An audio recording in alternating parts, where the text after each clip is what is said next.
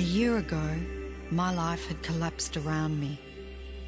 I'd worked myself into exhaustion. My father died suddenly, and my relationships were in turmoil. Little did I know at the time, out of my greatest despair was to come the greatest gift.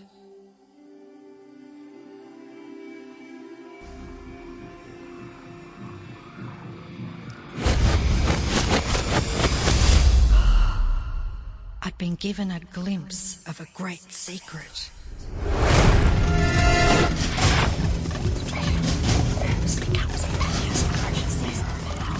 I began tracing the secret back through history.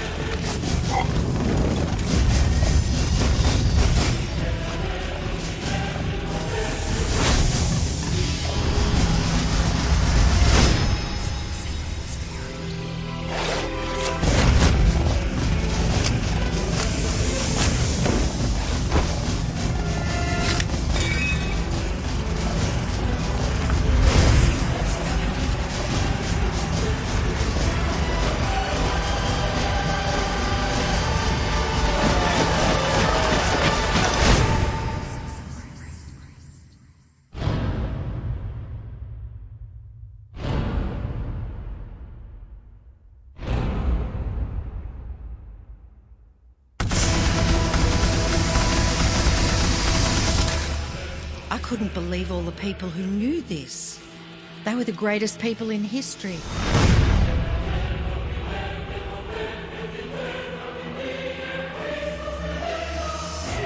Why doesn't anyone know this?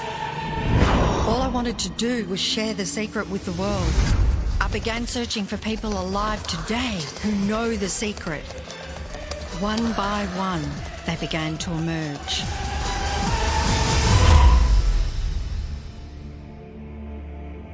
You know, this secret gives you everything you want. Happiness, health, and wealth. You can have, do, or be anything you want. We can have whatever it is that we choose. I don't care how big it is. What kind of a house do you want to live in? Do you want to be a millionaire? What kind of a business do you want to have? Do you want more success? What do you really want? I've seen many miracles take place in people's lives. Financial miracles, miracles of physical healing, mental healing, healing in relationships. All of this happened because of knowing how to apply the secret. This is the great secret of life.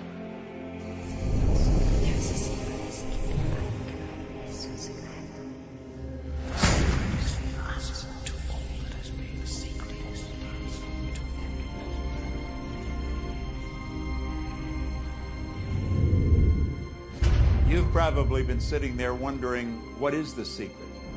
I'll tell you how I have come to understand it. We all work with one infinite power. We all guide ourselves by exactly the same laws. The natural laws of the universe are so precise that we don't even have any difficulty building spaceships. We can send people to the moon, and we can time the landing with the precision of a fraction of a second. I don't care if you're in India, if you're in Australia, New Zealand, Stockholm, or London, or Toronto, or Montreal, or New York.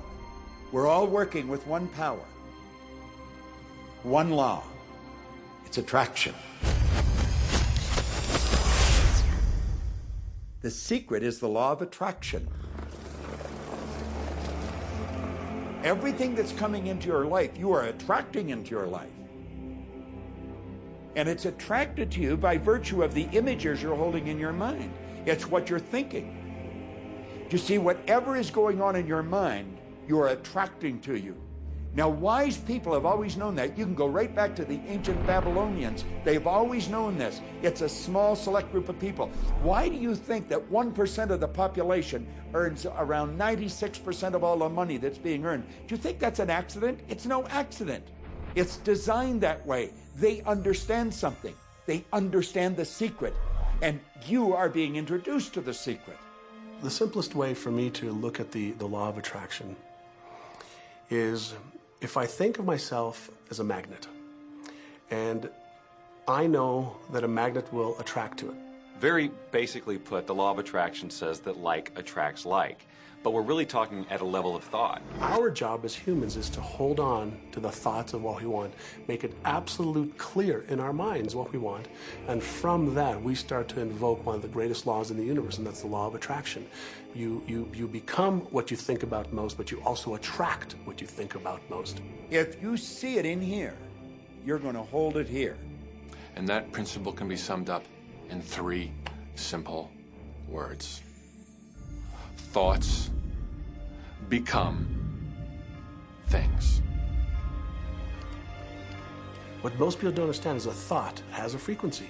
Every thought has a frequency. We can measure a thought.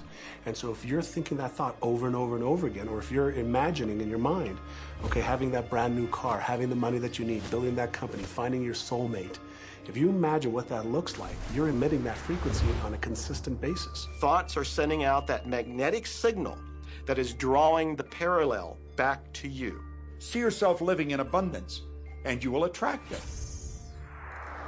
It always works. It works every time with every person. Here's the problem. Most people are thinking about what they don't want, and they're wondering why it shows up over and over and over again. The law of attraction doesn't care whether you perceive something to be good or bad, or whether you don't want it or whether you do want it. It's responding to your thoughts. So if you're sitting there looking at a mountain of debt, feeling terrible about it, that's the signal you're putting out into the universe. Wow, I feel really bad because of all this debt I've got. You're just affirming it to yourself. You feel it on every level of your being. That's what you're going to get more of.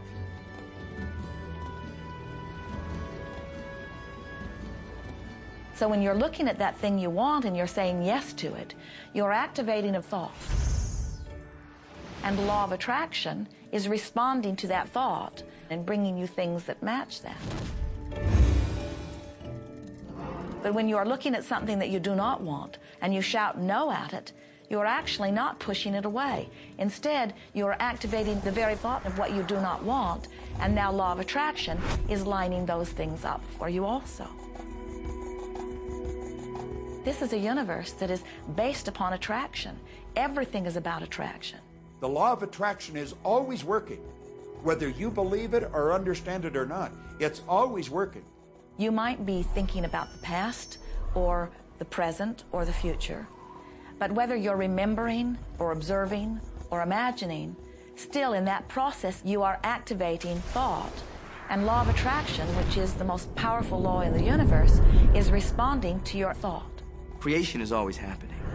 Every time an individual has a thought or a prolonged, chronic way of thinking, they're in the creation process. Something is going to manifest out of those thoughts. Law of attraction says, we'll give you whatever it is you say and focus on. And so if you're complaining about how bad it is, what you're creating is more of how bad it is. Oh, look! I can't that!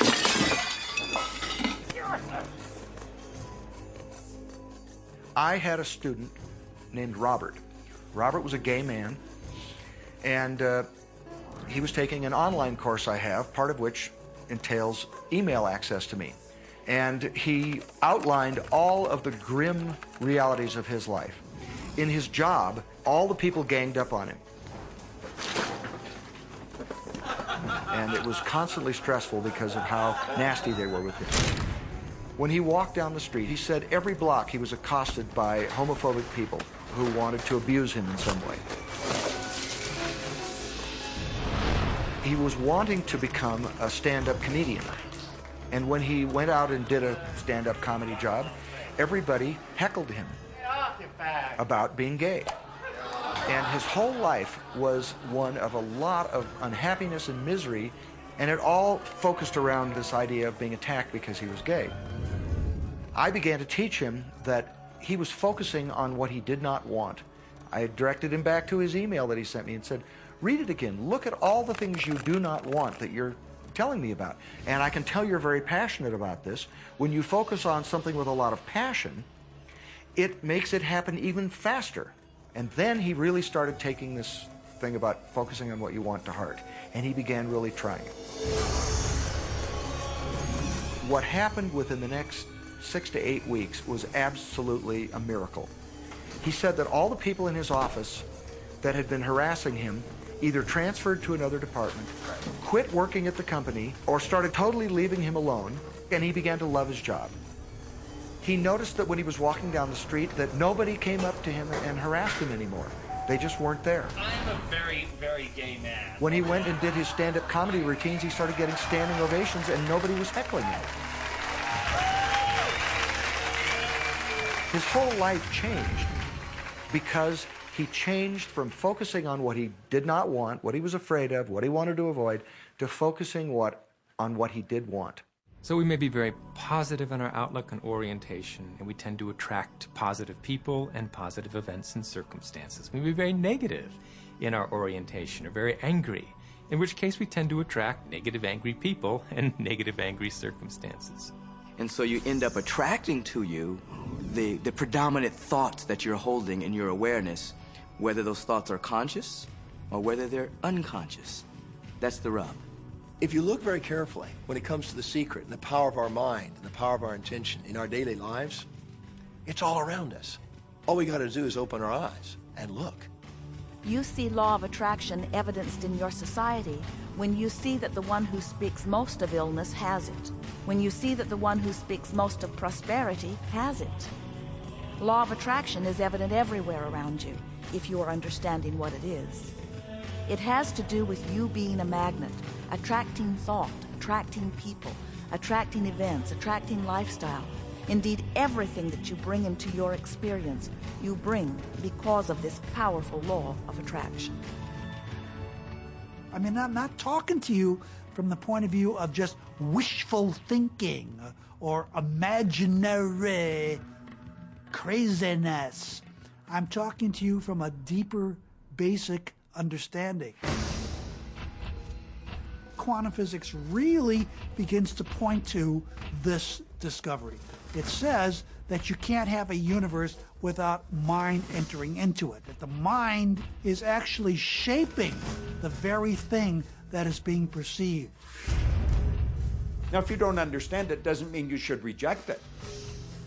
You don't understand electricity, probably. First of all, no one even knows what electricity is, and yet you enjoy the benefits of it. Do you know how it works? I don't know how it works, but I do know this, that you can cook a man's dinner with electricity, and you can also cook the man. People oftentimes, when they begin to understand the great secret, become frightened of all of these negative thoughts that they have.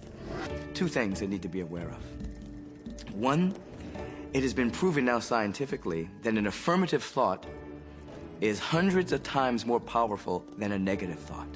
So that eliminates a degree of worry right there. You live in a reality where there is this buffer of time, and truly that serves you. You're really not wanting to be in an environment where your thoughts manifest immediately.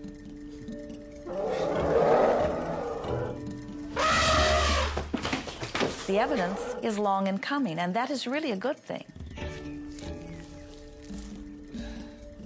So you want to become aware of your thoughts, you want to choose your thoughts carefully, and you want to have fun with this, because you are the masterpiece of your own life. You are the Michelangelo of your own life. The David that you are sculpting is you, and you do it with your thoughts. The leaders in the past who had the secret wanted to keep the power and not share the power. So they kept people ignorant of the secret. People went to work, they did their job, they came home. They were on a treadmill with no power because the secret was kept in the few. We live in a universe in which there are laws. Just as there's a law of gravity, if you fall off a building, it doesn't matter whether you're a good person or a bad person, you're gonna hit the ground. Everything that's around you right now in your life, including the things you're complaining about, you've attracted. Now, I know at first blush that's going to be something that you hate to hear. You know, you're going to immediately say, I didn't attract the car accident. I didn't attract this particular client. I didn't particularly attract the debt. I didn't attract whatever it happens to be that you're complaining about. And I'm here to be a little bit in your face and to say, yes, you did attract it. And this is one of the hardest concepts to get. But once you've accepted it, it's life transforming. This is part of the overall giant secret here. And most of us attract by default. We just think that we don't have any control over it. Our thoughts are on autopilot, our feelings are on autopilot, and so everything is just brought to us by default.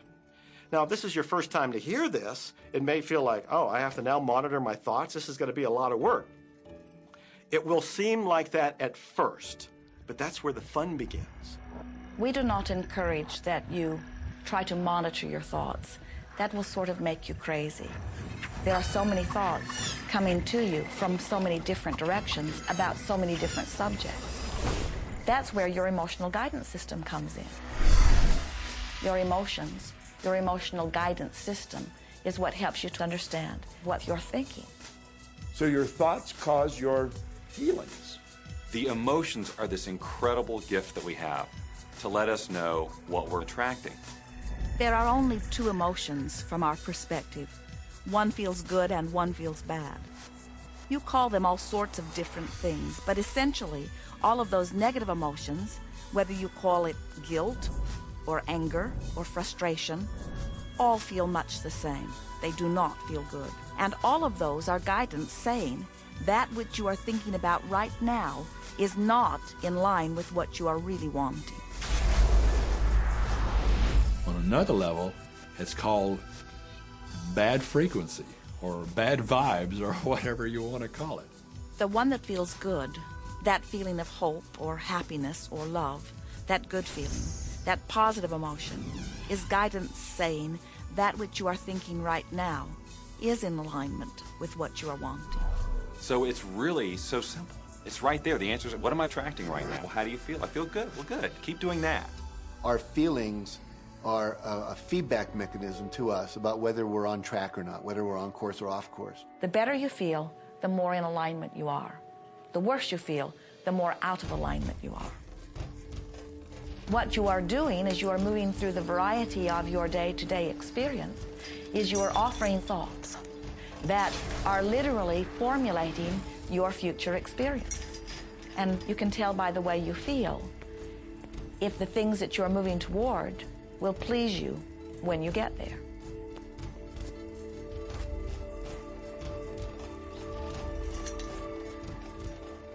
Whatever it is you are feeling is a perfect reflection of what is in the process of becoming. And you're getting exactly what you're feeling about, not so much what you're thinking about.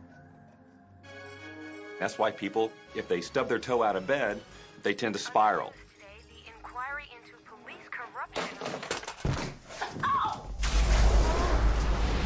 The whole day goes like that, you know. They have no clue that a simple shifting of their emotions can change their entire day and life.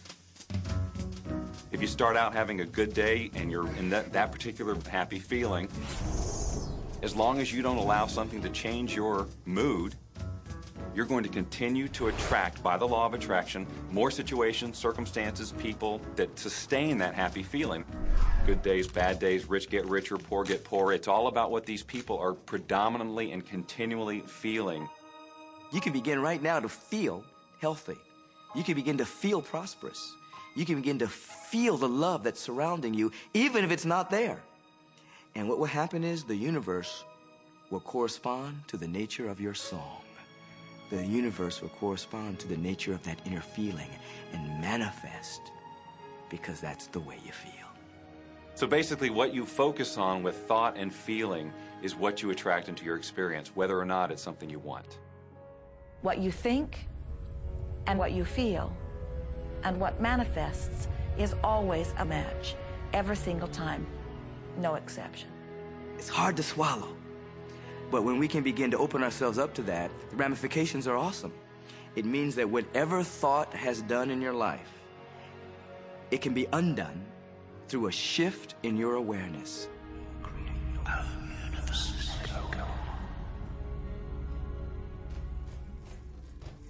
It's really important that you feel good, because this feeling good is what goes out as a signal into the universe and starts to attract more of itself to you. So the more you can feel good, the more you will attract the things that help you feel good in order to keep bringing you up higher and higher.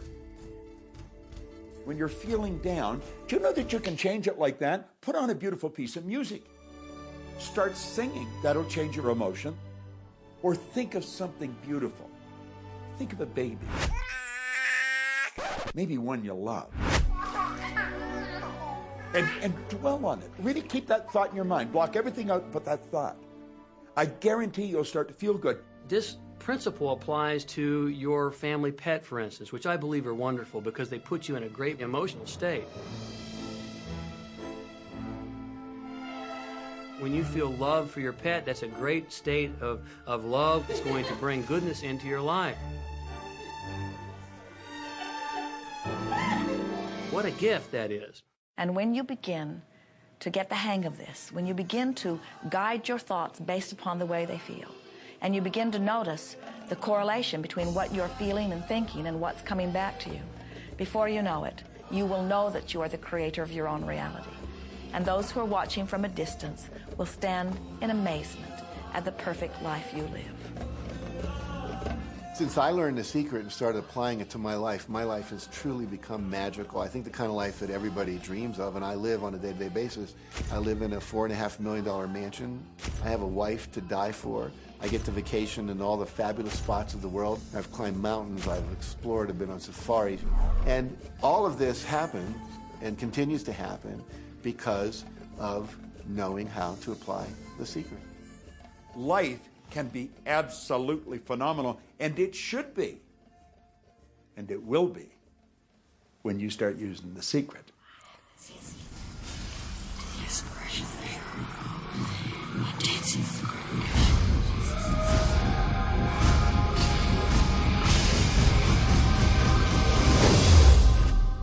Well, a lot of people ask me what their job is in the creative process and what the job of the universe is. So let's look at that for a moment. Let's use this metaphor. If you think about Aladdin and his lamp, you've probably heard of that one. I mean, Aladdin picks up the lamp and he dusts it off, and out pops the genie.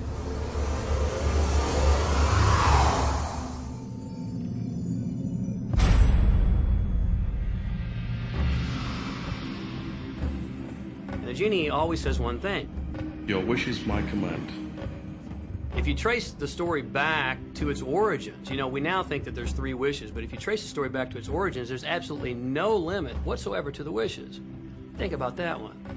Now, let's take this metaphor and blow it out and apply it to you and your life. Remember, Aladdin is the one who always asks for what he wants. Then you've got the universe at large, which is this grand genie, and traditions, you know, have called it so many different things. Your holy guardian angel, your higher self. I mean, we could put any label on it, and you choose the one that works best for you. But every tradition has told us there's something bigger than us.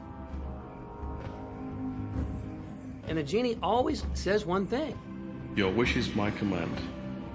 So we like to say to you that the creative process is a 3-step process. Step 1 is you must ask for what you want. You do not need to use words to ask. In fact, the universe is not even hearing words from you. The universe is responding completely to your thought.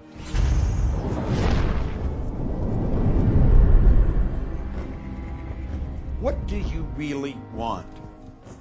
Sit down and write it out on a piece of paper. Write it in the present tense. You might begin by writing, I am so happy and grateful now that, and then explain how you want your life to be in every area. And this is really fun. This is like having the universe as your catalog, and you flip through it and you go, well, I'd like to have this experience, and I'd like to have that product, and I'd like to have a person like that. It is you just placing your order with the universe. It's really that easy. The second step is answer, an answer to what you're asking. And that is not your work in your physical form. The universe will do that step for you. All of the universal forces are responding to the thoughts that you have set into motion.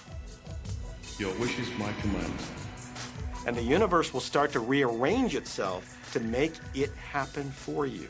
Most of us have never allowed ourselves to want what we truly want because we can't see how it's going to manifest. If you do just a little research, it is going to become evident to you that anyone that ever accomplished anything did not know how they were going to do it. They only knew they were going to do it. You don't need to know how it's going to come about. You don't need to know how the universe will rearrange itself. You don't know how. It'll be shown to you. You will attract the way. So then our friends say, something must be going terribly wrong because I know I am asking, so where's my stuff? And we say, you are asking. You are completing step one. You can't help but do that. The universe is answering every time, no exception. But there is another step that you must understand, and it is called step 3, which is the receiving step, which means you must bring yourself into alignment with what you're asking for. When you're in alignment with what you want, you feel wonderful. That's what enthusiasm is. That's what joy is. That's what appreciation is. That's what that feeling of passion is. But when you are feeling despair or fear or anger, those are strong indicators that you are not right now in alignment with what you're asking for. And so when you begin to realize that the way you feel is everything, and you begin to direct your thoughts based upon how they feel, little by little, you can find the feeling place of it, and now you are one with it, and now it must manifest into your experience.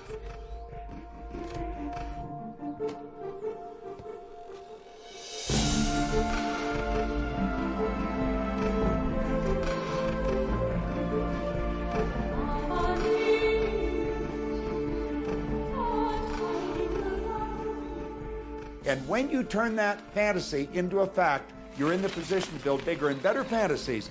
And that, my friend, is the creative process. So the law of attraction, the study and practice of the law of attraction is just figuring out what will help you generate the feelings of having it now. Go test drive that car. Go shop for that home. Get in the house. Do whatever you have to do to generate the feelings of having it now and remember them. Whatever you can do to do that will help you to literally attract it. It could be you wake up and it's just there, it's manifest. Or you might get some inspired idea of some action to take. You certainly shouldn't be going, well, I could do it this way, but man, I would hate that, because you're not on the right track if that's the case. Action will sometimes be required, but if you're really doing it in line with what the universe is trying to deliver, it's going to feel joyous, you're going to feel so alive, time will just stop, you could do it all day. The universe likes speed. Don't delay, don't second guess, don't doubt. When the opportunity's there, when the impulse is there, when the intuitive nudge from within is there, act. That's your job. And that's all you have to do. You will attract everything that you require. If it's money you need, you'll attract it. If it's people you need, you'll attract it. If it's a certain book you need, you'll attract it. You've got to pay attention to what you're attracted to. Because as you hold images of what you want, you're going to be attracted to things and they're going to be attracted to you. But it literally moves into physical reality with and through you. And it does that by law. You can start with nothing. And out of nothing, and out of no way, a way will be made. Think of this. A car driving through the night, the headlights only go 100 to 200 feet forward. And you can make it all the way from California to New York driving through the dark because all you have to see is the next 200 feet. And that's how life tends to unfold before us. And if we just trust that the next 200 feet will unfold after that, the next 200 feet will unfold after that, your life will keep unfolding and it will eventually get you to the destination of whatever it is you truly want because you want it.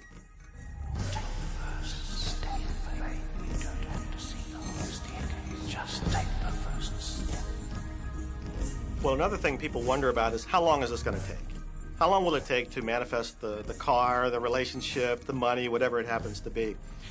Well, I don't have any rule book that says it's going to take you 30 minutes or 3 days or 30 days. I think it's more a matter of you being in alignment with the universe itself. Size it's nothing to the universe. It is no more difficult to attract on a scientific level something that we consider huge to something that we consider infinitesimally small. The universe does everything it does with zero effort. Grass doesn't strain to grow. It's effortless. It's just this great design. It's all about what's going on up here. It's about what we put in place, saying this is big, it's going to take some time. This is small, oh, I'll give it an hour. You know, those are our rules that we define. There are no rules according to the universe. You provide the feelings of having it now, it will respond. Some people have an easier time with little things, and so we sometimes say, well, start with something small, like a cup of coffee. Make it your intention to attract a cup of coffee today. Hold an image of talking to an old friend that you haven't seen for a long time. Somehow or another, somebody's going to start talking to you about that person. That person's going to phone you, or you'll get a letter from them. People are amazed how that I line up car parks, and I've done this right from when I first understood The Secret. I would visualize a car space exactly where I wanted, and 95% of the time it would be there for me, and I'd just pull straight in. 5% of the time I'd have to wait just a minute or two, and the person would pull out and I'd pull in. So I do that all the time.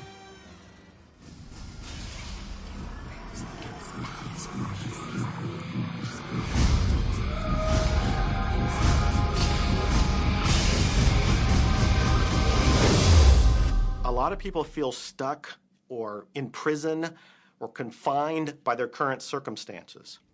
And I'm trying to point out that whatever your circumstances right now, that is only your current reality. And current reality will begin to change as a result of watching this and beginning to use The Secret. But sometimes it feels like you're stuck because you continue to think the same thoughts over and over again. And so you tend to get the same results over and over again. And the reason is because most people offer the majority of their thought in response to what they are observing. You see, if you're just looking at what is, then you're just thinking about what is. And when you think about what is, law of attraction gives you more of it. And then if you just observe what is, then you're just thinking about what is. And law of attraction gives you more of what is. And then if you just observe, well, we've been over this, haven't we? You have to find a way that you are approaching what is through a different vantage point. Most people look at their current state of affairs and they say, this is who I am. That's not who you are. That's who you were. You see, if you look at your current state of affairs right now, let's say, for instance, that you don't have a lot of money in your bank account, or you don't have the relationship that you want, or your health and fitness isn't up to par. That's not who you are. That's the residual outcome of your past thoughts and actions. So we're constantly living in this residual, if you will, of the thoughts and the actions we've taken in the past. When you look at your current state of affairs and define yourself by that, then you doom yourself to have nothing more than the same in the future. All that we are is the result we have thought. Okay, what can you do right now to begin to turn your life around? I'll tell you 2 or 3 things. Start making a list of things to be grateful for. Start with that, because this shifts your energy. It starts to shift your thinking. Where before this exercise, you might be focusing on what you don't have, and you might be focusing on your complaints, and you might be focusing on whatever the problems are. When you do this exercise, you start to go in a different direction. You start to be grateful for all the things that you feel good about. Gratitude is absolutely the way to bring more into your life. Every man knows that when his wife's appreciating him for the little things he does, what does he want to do? He wants to do more.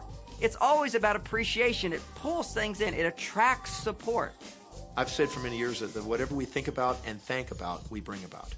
Because that's that feeling that you have to have, you know. And so for me, it's been such a powerful exercise every morning to get up and say thank you. Every morning when my feet hit the floor, thank you. And then I start running through what I'm grateful for as I'm going to brush my teeth and do the things I do in the morning. And I'm not just thinking about them and doing some rote routine, but I'm putting it out there and I'm feeling the feelings of gratitude.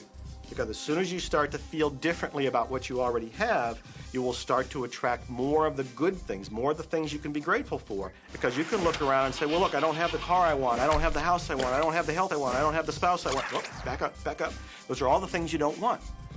Focus on what you already have that you're grateful for. And it might be you have the eyes to watch this. It might be the clothes that you have. Yes, you might prefer something else, and you might get something else pretty soon if you start feeling grateful for what you have.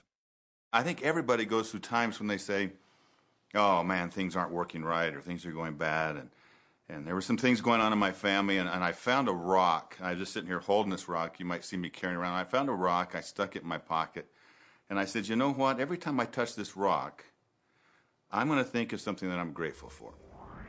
And so every morning when I get up in the morning, I pick it up off the dresser, I put it in my pocket, and I go through the things that I'm grateful for. At night, what do? You empty your pocket, and there it is again. And I've had some different experiences with that. I've had some amazing experiences. I had a guy from South Africa, and he saw me drop it. He said, what is that? Well, what's that? I explained it to him, so he started calling it a gratitude rock. Gratitude rock. 2 weeks later, I got an email from him from South Africa. And he said, my son is dying from a rare disease. It's a type of hepatitis. He said, would you send me 3 gratitude rocks? Now, they're just rocks I found off the street, you know? So I said, sure. I had to make sure that the rocks were very special. And so I went out to the stream, looked, picked out the right rocks, and sent them off to him. 4 or 5 months later, I get an email from him. He said, my son's better. He's doing terrific. And he said, but you need to know something. He says, we've sold over 1,000 rocks at $10 a piece as gratitude rocks, and we've raised all this money for charity. Thank you very much. And so it's very important to be in an attitude of gratitude, as I call it.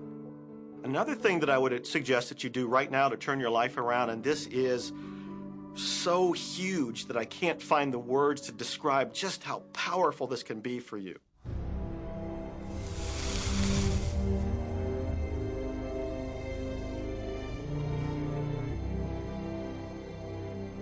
I took the visualization process from the Apollo program and instituted it during the 1980s and 90s into the Olympic program.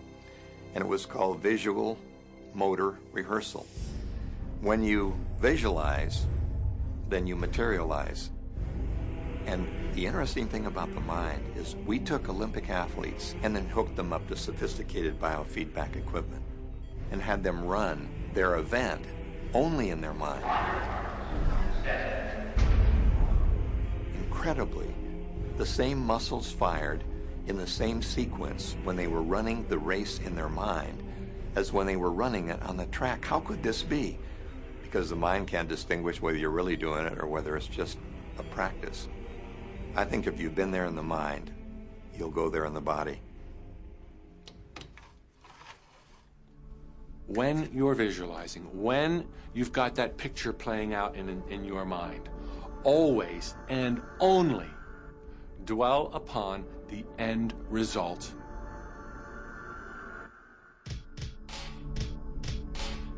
Here's an example. Look at the back of your hands right now. Really, look at the back of your hands. The color of your skin, the freckles, the blood vessels, the rings, the fingernails, the fake fingernails. Take in all those details right before you close your eyes. And then see those hands, your fingers, wrapping around the steering wheel of your brand new car.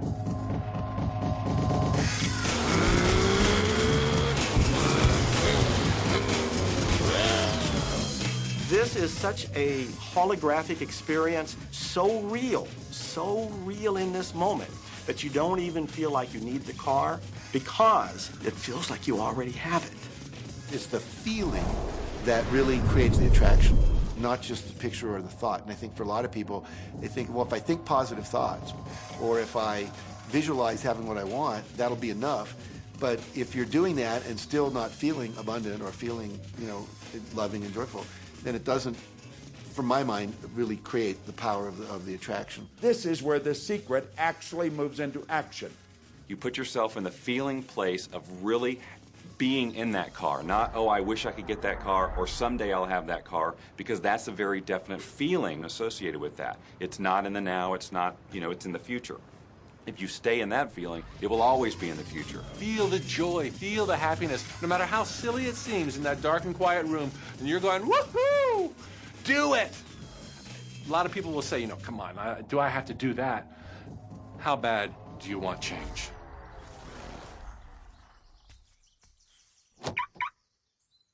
Now that feeling and that inner seeing will begin to be an open doorway through which the power of the universe will begin to express. What power I cannot say. All I know is that it exists. Our job is not to figure out the how. The how will show up out of the commitment and the belief in the what. The hows are the domain of the universe. It always knows the shortest, quickest, fastest, most harmonious way between you and your dream. If you turn it over to the universe, you will be surprised and dazzled by what is delivered to you. This is where magic and miracles happen. Well, I would say you want to do this virtually daily, but my disclaimer is this should never be a chore. What's really bottom line importance here to the whole secret is feeling good. You want to feel exhilarated by this whole process. You want to be high, happy, in tune as much as possible. The only difference between people who really are living this way and people who aren't, living in the magic of life, is that the people who are living in the magic of life have habituated ways of being. They have habituated this process, and magic happens with them wherever they go, because they remember it and they do it all the time, not as a one-time event. People hold that for a while, and they're really a champion at it. And they say, you know what, I'm fired up, I saw this program, and I'm going to change my life. And yet, results aren't showing, and beneath the surface, it's just about ready to break through. And someone will look at the surface results and go, this stuff doesn't work. And you know what? The universe says, your wish is my command. And it goes down. Knowing the law of attraction, I wanted to really put it to use and to see if it was, what would happen. And in 1995, I started to create something called a vision board, where I take something that I would want to achieve, or something that I want to attract, like a car or a watch or the soulmate of my dreams, and I'd put a picture of what I wanted up on this board called the vision board. And every day I would sit in my office and I would look up at this board and I would start to visualize. I would really get into the state of having already acquired it. I was getting ready to move as we put all the furniture, all the boxes put into storage. And I made 3 different moves over a period of 5 years. And then I ended up in California and bought this house, renovated it for a year, and then had all the stuff brought from my former home 5 years earlier. One morning, about 7:30 in the morning, my son comes into my office, and one of the boxes that was sealed for 5 years was right at the doorstep. And my son, Keenan, was sitting on the box, banging away at the box. And I said, sweetheart, will you please stop me? I'm doing some work here. And he says, what's in the boxes, Daddy? And I said, well, honey, those are my vision boards. What's a vision board? I said, well, it's where I put all my goals up. I cut them out and I put all my goals up as something that I want to achieve in my life. And of course, at 5.5 years old, he didn't understand it. So I said, sweetie, let me just show you, because that'll be the easiest way to do it. And so I cut the box open. And when I pulled up the vision boards, there was a picture on there of a home that I was visualizing 5 years earlier. And what was shocking to me was we were living in that house, not a house like it. I had bought my dream home, renovated it, and didn't even know it. But I looked at that house, I started to cry because I was just blown away. Why are you crying? Honey, I finally understand how the law of attraction works. I finally understand the power of visualization. I finally understand everything that I've read, everything that I've worked with my whole life, the way I've built companies. It worked for my home as well. And I bought our dream home and didn't even know it.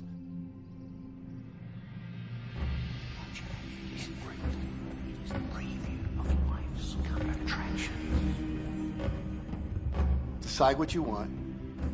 Believe you can have it. Believe you deserve it. Believe it's possible for you. And then close your eyes every day for several minutes and visualize having what you already want and feeling the feelings of already having it. Come out of that and focus on what you're grateful for already. And really enjoy it, okay? And then go into your day and release it to the universe and trust that the universe will figure out how to manifest it.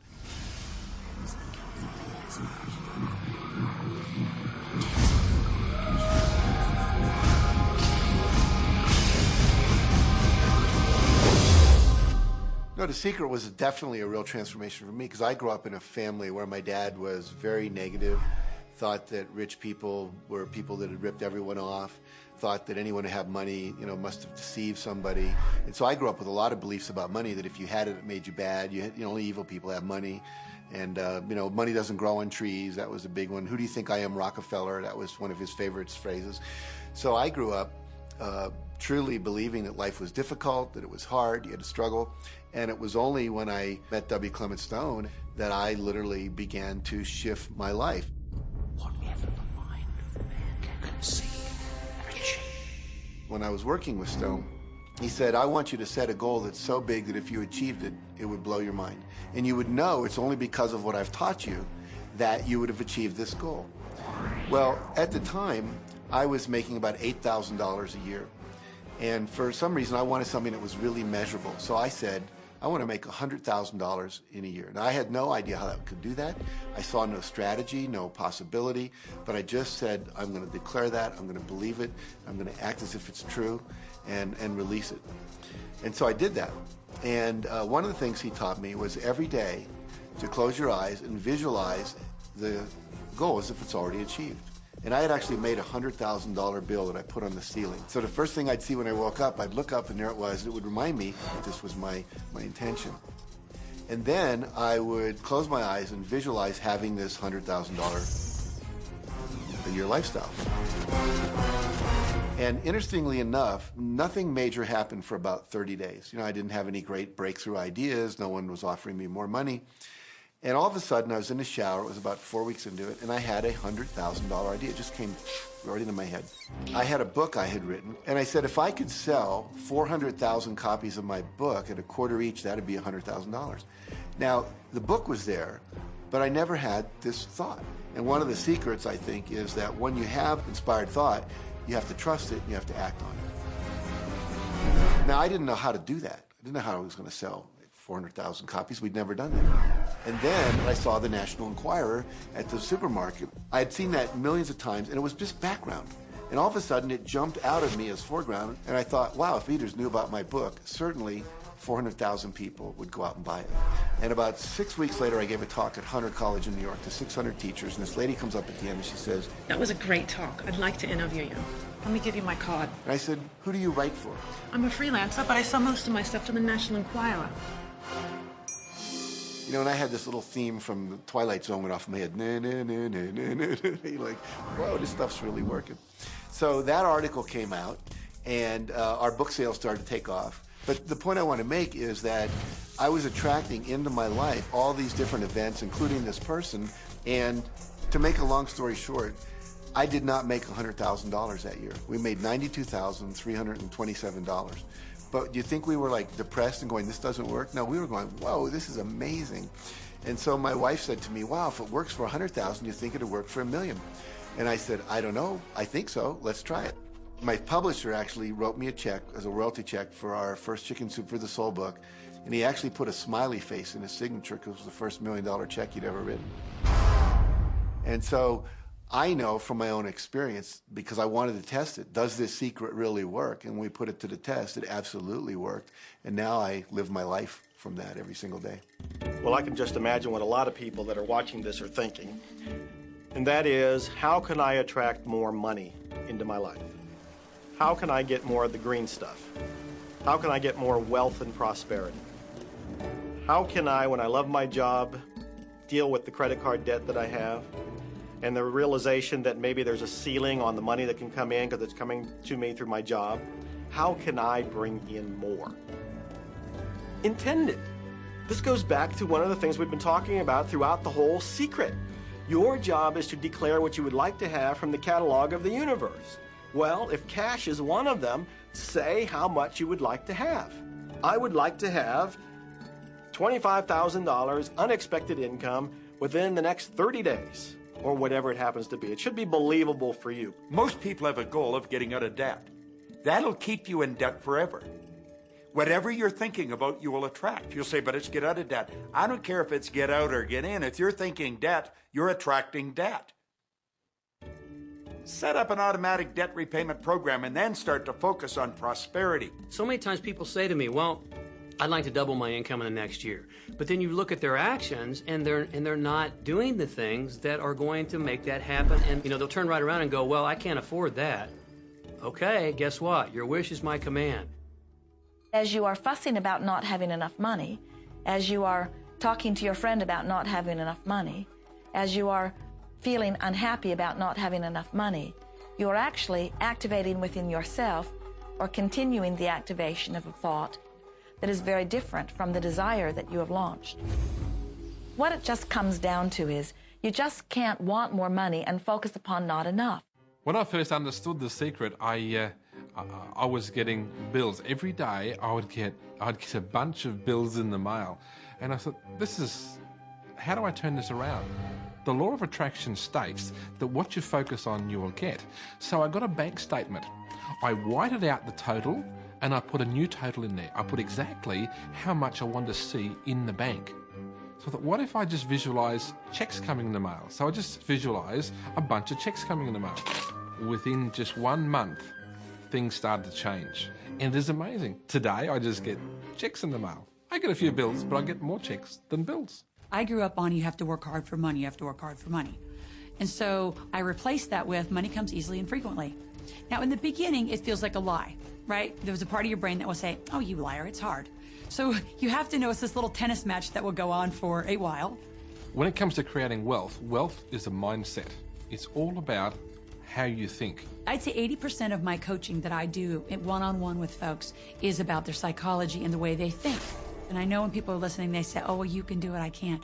Every person has the capability to change the way they're in a relationship and conversation with money. I find so many people who maybe make a tremendous amount of money, but their relationships stink.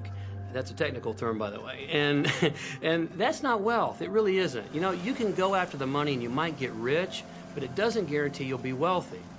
I'm not suggesting that money isn't a part of wealth. It absolutely is. But it's only a part. And then I meet a lot of people who are quote-unquote spiritual, but they're sick and broke all the time. That's not wealth either. Life is meant to be abundant in all areas. Many people in Western culture are striving for success. They want to have the home, they want their business to work, they want all of these things. But what I found in my research is that having those things certainly doesn't guarantee what we really want, which is happiness. And that's when all those outer things come. They don't come from going after them first to get happiness. It's backwards. You go for the sense of inner joy, of inner peace, of inner vision first, and then all the other things from the outside appear.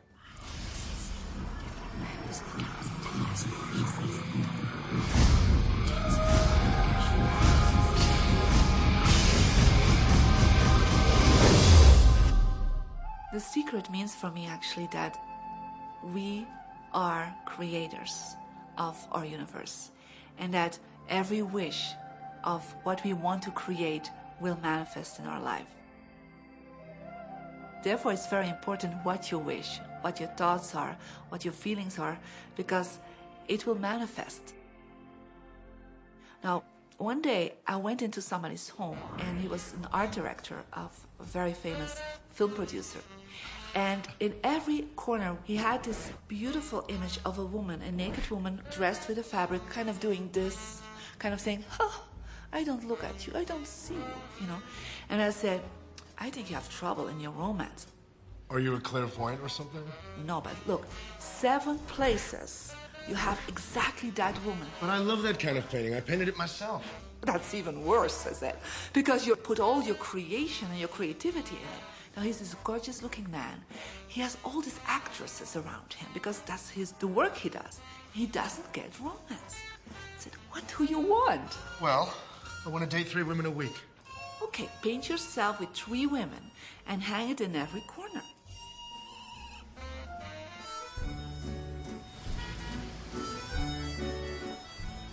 6 months later, see him in Europe and said, how is your love life? Great. They just call me. They all want to date me. Because that's your wish. Now I have like 3 dates a week. They're fighting over me. Good on you. But I really want to stabilize a little bit. I want marriage, and I want romance. Well, paint it, okay? So he painted a beautiful romantic relationship. And a year later, he got married and is very happy. Because he put another wish out. But he wished it in himself for years, but it did not happen. Because his wish could not manifest because the outer level of himself, his house, was just contradicting himself all the time. So if you know this knowledge, you should start playing with it. Inside relationships, it's important to first understand who's coming into the relationship. And I don't mean about your partner, I mean about you. How can you ever expect anyone else to enjoy your company if you don't enjoy your own company? And so, again, the law of attraction or the secret is about bringing that into your life, and you've got to get really, really clear. Here's the question I would ask you to consider. Do you treat yourself the way that you want other people to treat you?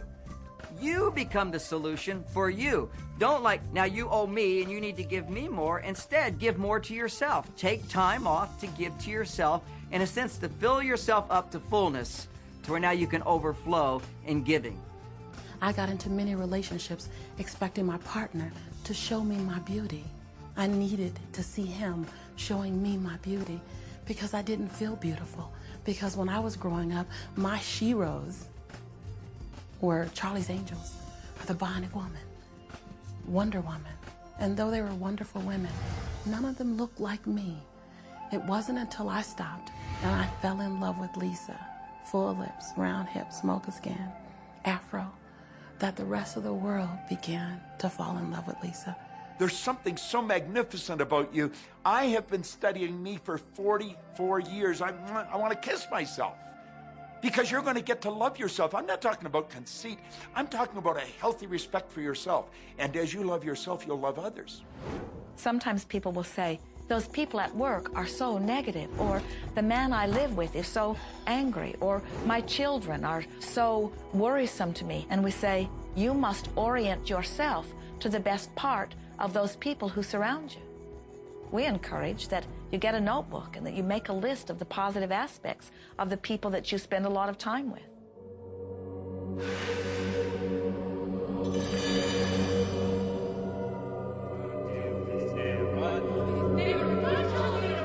There could be someone that you have a terrible experience with, a terrible relationship with. And in the privacy of your own mind, and with quite a bit of work, we will admit, as you focus upon things that you like most, those people will become that mostly to you. And even though you cannot create in their reality, if they are in a mood or an attitude that doesn't match the mood or an attitude that you have about them, they'll zig while you zag.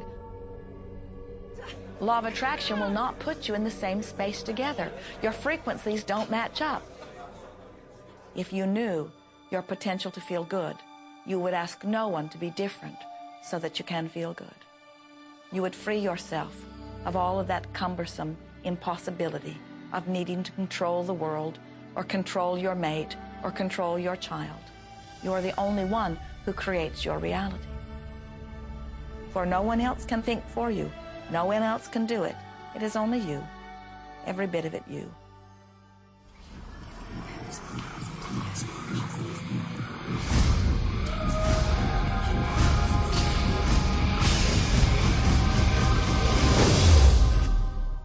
It's important to recognize that our body is really the product of our thoughts. We're beginning to understand in medical science the degree to which the nature of thoughts and emotions actually determines the physical substance and structure and function of our bodies. We've known in the healing arts of a placebo effect. A placebo is something that supposedly has no impact and no effect on the body, like a sugar pill or something. You tell the patient that this is just as effective. And what happens is the placebo has the same effect, if not greater effect, than sometimes the medication is supposed to be designed for that effect. So they found out that the human mind is the biggest factor in the healing arts. more so than sometimes the medication. If somebody is in a situation where they're sick and they have an alternative to try to explore what is in their mind creating it versus using medicine, if it's an acute situation that could really bring death to them, then obviously the medicine is a wise thing to do while they explore what the mind is about. So you don't want to negate medicine. Every form of healing has a place. There is only a stream of well-being that flows, you know.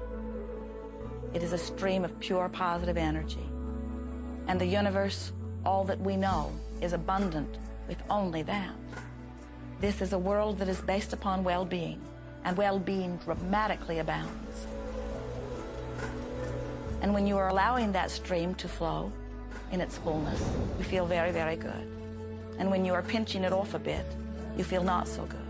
There is only a stream of goodness or well-being which you are allowing or not.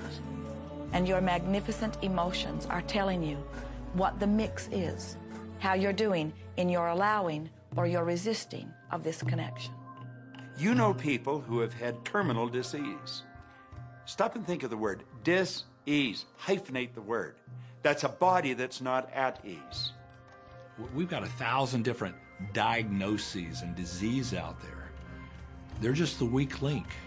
They're all the result of one thing, stress. And you put enough stress on the chain, you put enough stress on the system, and one of the links breaks. Our physiology creates disease to give us feedback, to let us know we have an imbalanced perspective and we're not loving and we're not grateful. So the body's signs and symptoms are not something terrible. The question that's frequently asked is when a person has manifested a disease in their body temple or some kind of discomfort in their life, through the power of right thinking, can it be turned around? And the answer is absolutely yes. On November 23rd, I was diagnosed with breast cancer. I truly believed in my heart, with my strong faith, that I was already healed. During the day, all day long, I would just say, thank you for my healing. On and on and on I went, thank you for my healing. I believed in my heart I was healed. I saw myself as if cancer was never in my body. One of the things I did to heal myself was to watch very funny movies. That's all we would do, is just laugh, laugh, laugh. We couldn't afford to put any stress in my life because we knew stress was one of the worst things you can do while you're trying to heal yourself. From the time I was diagnosed, which was November 23rd, to the time I was healed totally was approximately 3 months. And that's without radiation and chemotherapy. Well, we come with a basic program. It's called self-healing. You get a wound, it grows back together. You get a bacterial infection, the immune system comes and takes care of those bacteria and heals it up. The immune system is made to heal itself. Dis-ease cannot live in a body that's in a healthy emotional state. Your body is casting off millions of cells every second, and it's creating millions of new cells. In fact, literally, parts of our body are replaced every day. Other parts take a few months, other parts a couple of years. But within a few years, we have a brand new physical body. If you have a disease and you're focusing on it and you're talking to people about it, you're going to create more diseased cells. See yourself living in a perfectly healthy body. Let the doctor look after the disease. Can you feel the difference between having painful arthritis in your hips and feeling fearful about it? Or having painful arthritis in your hips and feeling hopeful about it? The difference between fearful and hopeful is the difference between recovery or not. Happier thoughts lead to essentially a happier biochemistry, a happier, healthier body. Negative thoughts, stress, have been shown to seriously degrade the body and the functioning of the brain, because it's our thoughts and emotions that are continuously reassembling, reorganizing, recreating our body. Remove physiological stress from the body, and the body does what it was designed to do. It heals itself. I've seen kidneys regenerated. I've seen cancer dissolved. I've seen eyesight improve and come back. I always say that incurable means curable from within. You can change your life and you can heal yourself.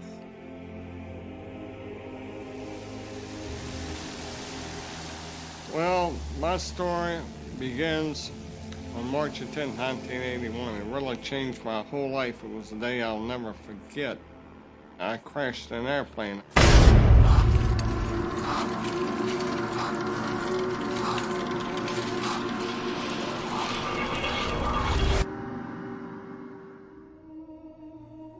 I ended up in the hospital completely paralyzed. My spinal cord was crushed. I broke the first and second cervical vertebrae.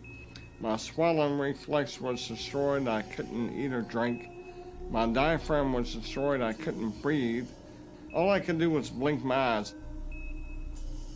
The doctors, of course, said all my life I'd be a vegetable. All I'd do is blink my eyes the rest of my life. That's the picture they saw of me, but it didn't matter what they thought. The main thing was what I thought.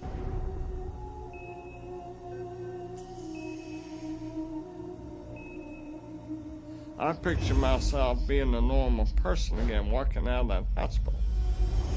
The only thing I had to work with in the hospital was my mind. As long as you have your mind, you can put things back together again. I was hooked to a respirator, and they said I'd never breathe on my own again because my diaphragm was destroyed. But this little voice kept saying to me, breathe deep, breathe deep.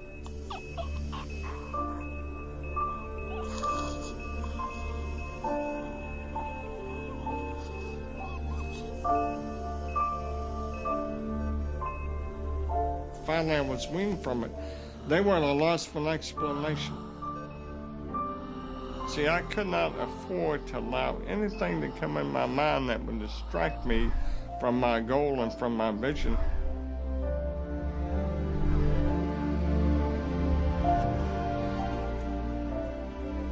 Well, I set a goal to walk out of the hospital on Christmas. That was my goal.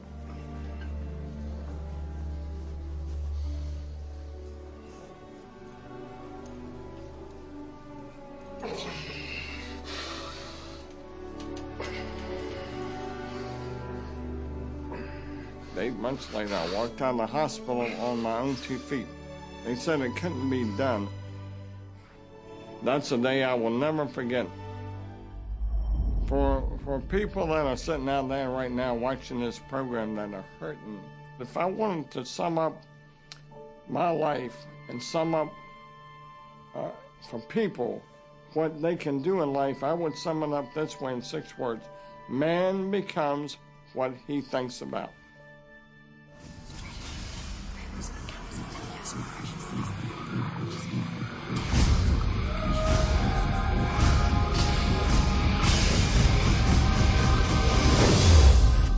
We notice that there are so many people who are living life in a very conditional way. They look out and they see things that are wonderful and they say, yes, we want more of those. We would vote for that. We would support that with our time and energy and money.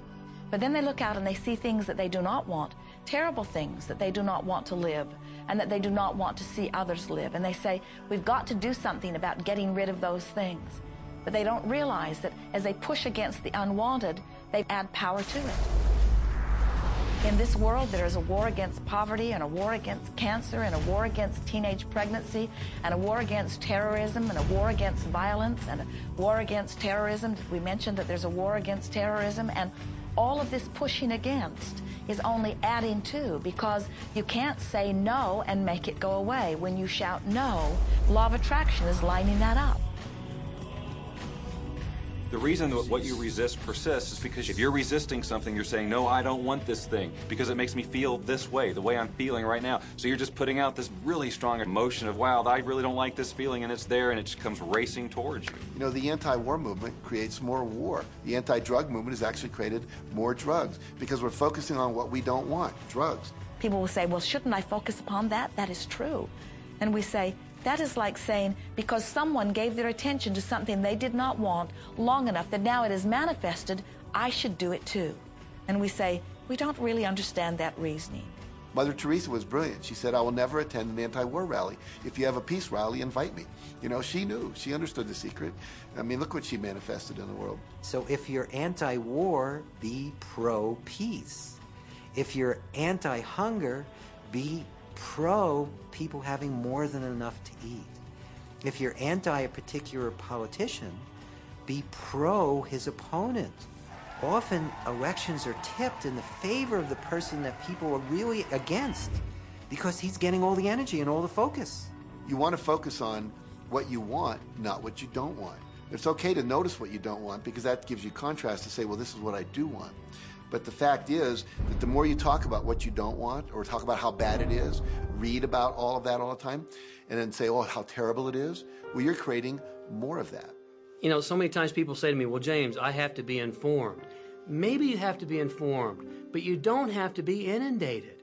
Learn to become still and to take your attention away from what you don't want and all the emotional charge around it and place the attention on what you wish to experience. I always say when the voice and the vision on the inside become more profound and more clear and loud than the opinions on the outside, you've mastered your life. You are not here to try to get the world to be just as you want it to be. You are here to create the world around you that you choose, while you allow the world as others choose it to be, to exist also.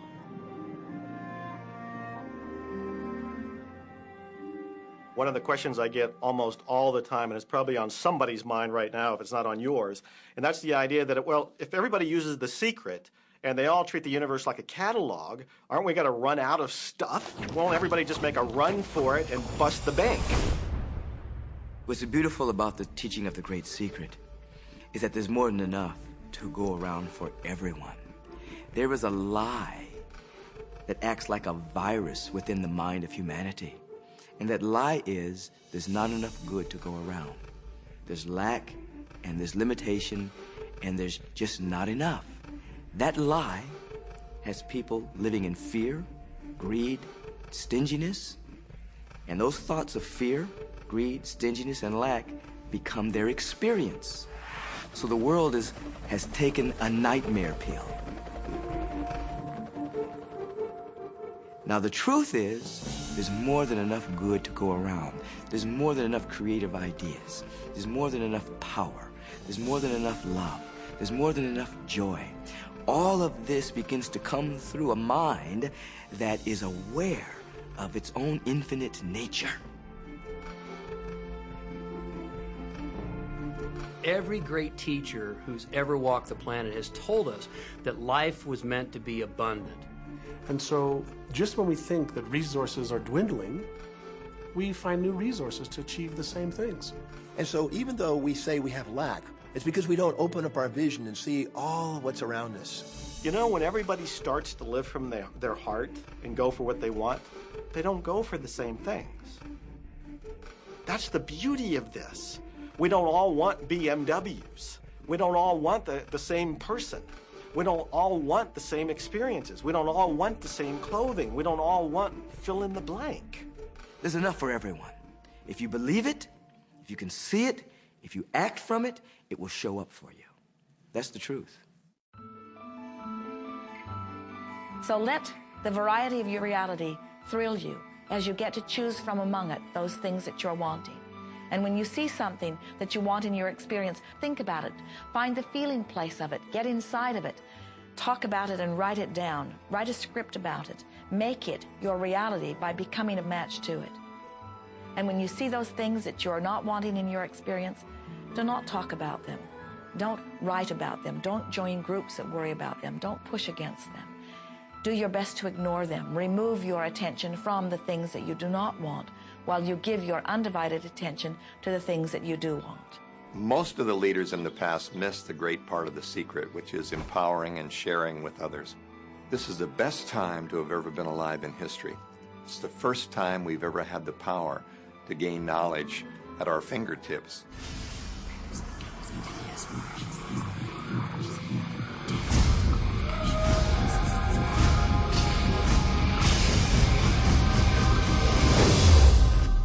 When we look around us, even at our own bodies, what we see is the tip of the iceberg.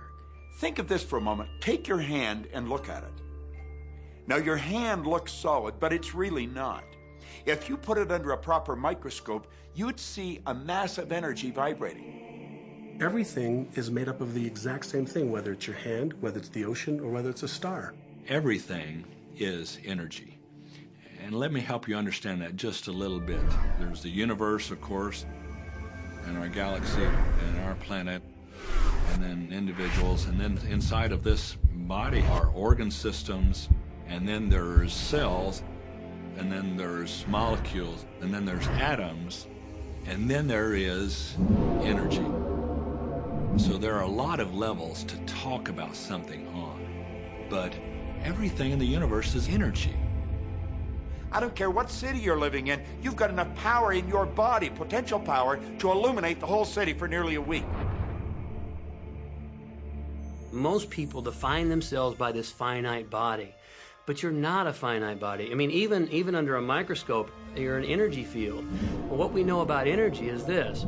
You go to a quantum physicist and you say, what creates the world? And he or she will say, energy.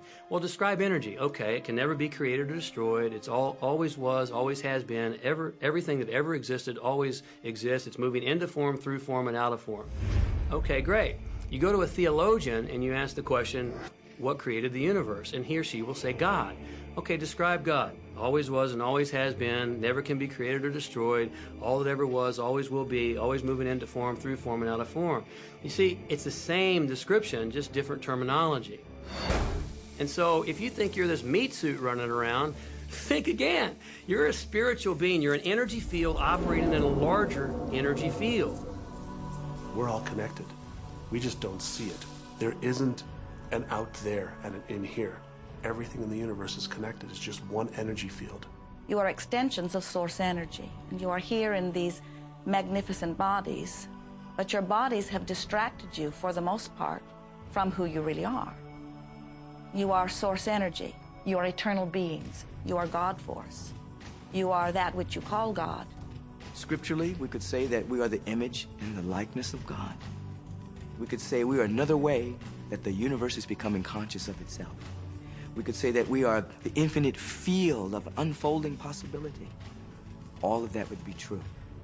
Every great tradition has told you that you were created in the image and the likeness of the creative source. That means that you have God potential and power to create your world, and you are. You are. And maybe you've created things to this point that are wonderful and worthy of you, and maybe you haven't. The question I'd ask you to consider is, do the results you have in your life, are they what you really want? And are they worthy of you? If they're not worthy of you, then when would now be the right time to change those? Because you have the power to do that.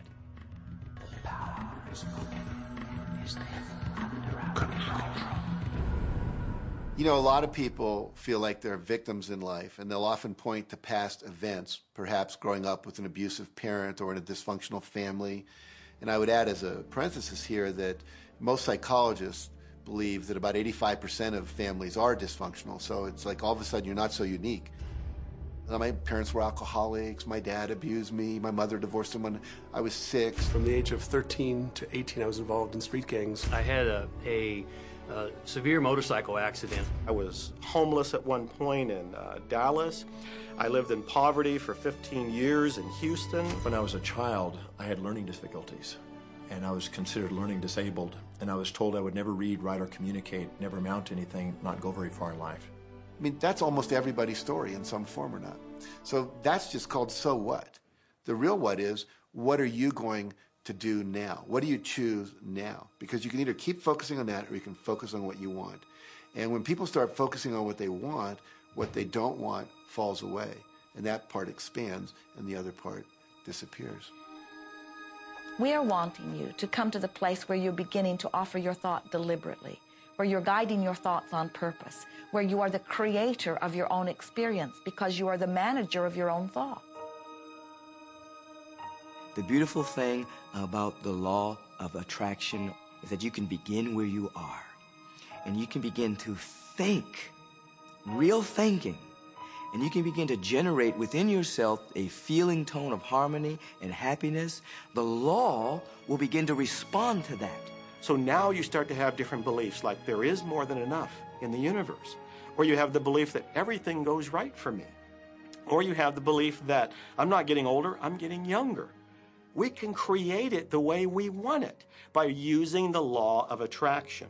And you can break yourself free from your hereditary patterns, cultural codes, social beliefs, and prove once and for all that the power within you is greater than the power that's in the world. Some of you may be thinking, well, that's very nice, but I can't do that, or she won't let me do that, or he'll never let me do that, or I haven't got enough money to do that, or I'm not strong enough to do that, or I'm not rich enough to do that, I'm not. Every single I'm not is a creation. Whether you can or you can't, you are right. Are there any limits to this? Absolutely not. We are unlimited beings. We have no ceiling. The capabilities and the talents and the gifts and the power that is within every single individual on this planet is unlimited.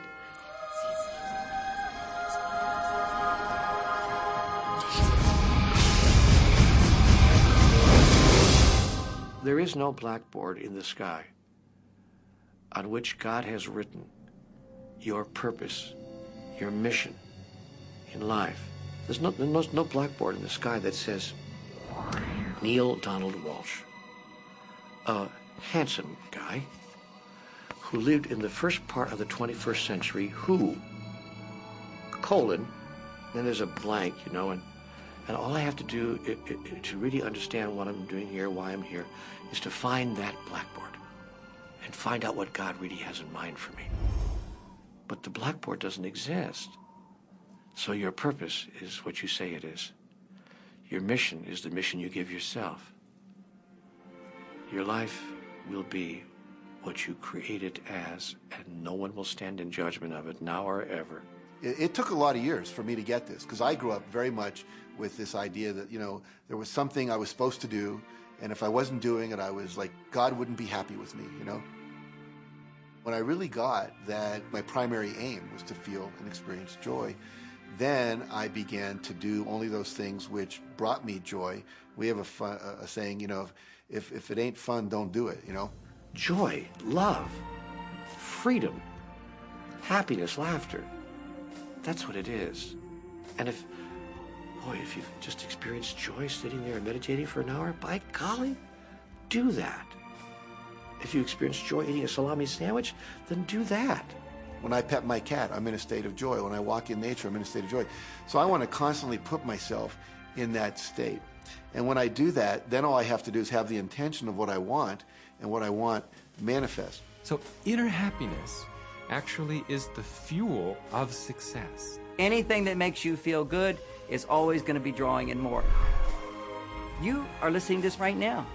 It's you that drew this into your life. It's your choice whether you want to take it and utilize it. If it feels good, if it doesn't feel good, then you know, let it go. Find something that feels good, that resonates with your heart.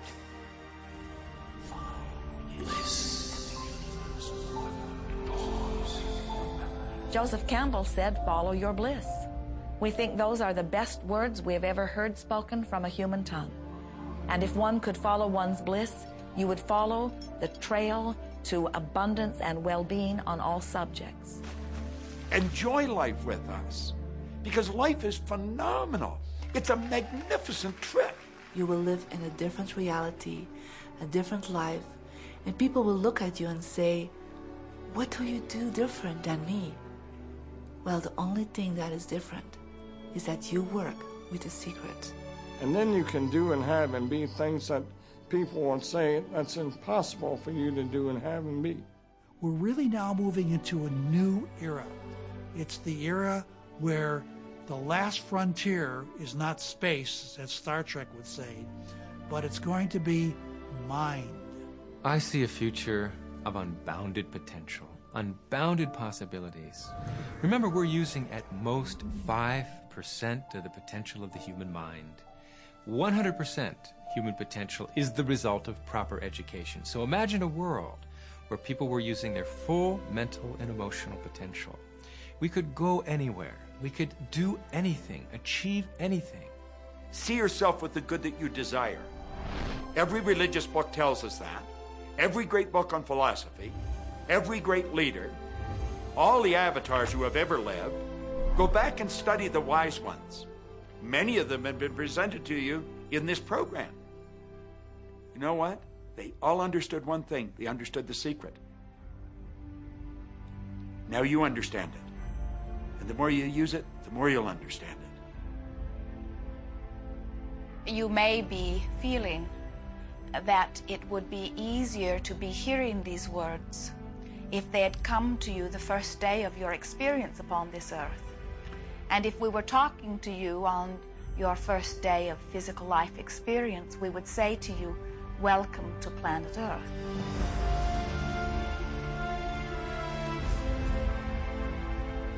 There is nothing that you cannot be or do or have.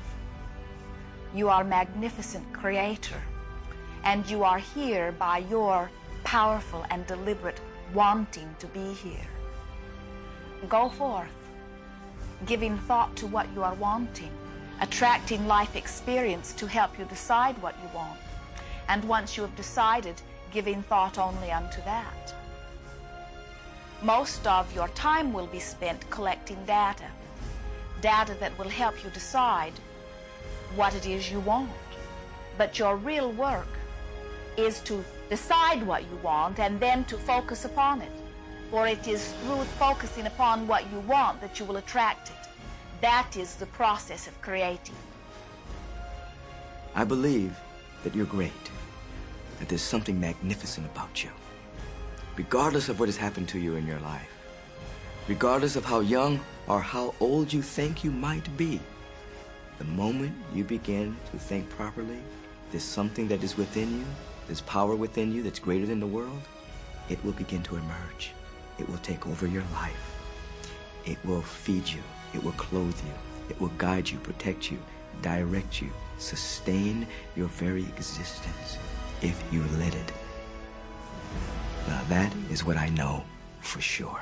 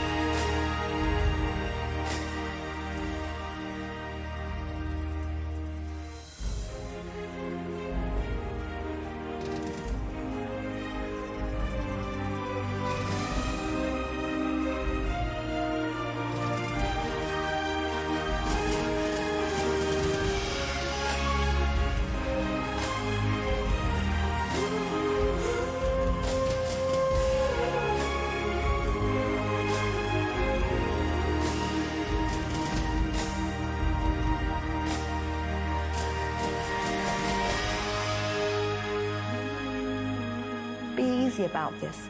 Have fun with it. There is nothing you are supposed to do, only that which you want to do.